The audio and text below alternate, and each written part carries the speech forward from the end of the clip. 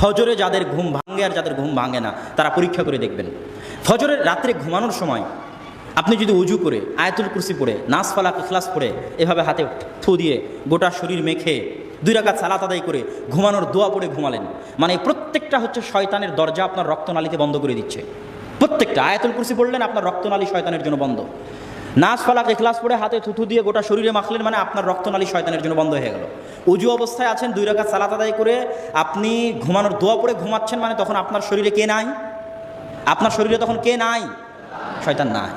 এখন ফজরের সালাতে আপনার জন্য ওঠা সহজ হবে, আপনি পরীক্ষা করবেন। শয়তানের অস্তিত্ব বোঝার জন্য আপনাকে পরীক্ষা দিলাম। আরেক দিন আপনি অজুও করলেন না, সালাতও আদায় করলেন না, নাস ফালাক ইখলাসও পড়লেন না, আয়াতুল কুরসিও পড়লেন না, ঘুমানোর দোয়াও পড়লেন না, মোবাইল চালাতে চালাতে ঘুম চলে গেলেন, তখন আপনার রগে রগে কে আছে? আপনার শরীর কার কন্ট্রোলে? শয়তানের কন্ট্রোলে। সম্মানিত উপস্থিতি, পরীক্ষা করে দেখবেন শয়তানের অস্তিত্ব বাস্তব, ভয়ঙ্কর এবং খতরনাক।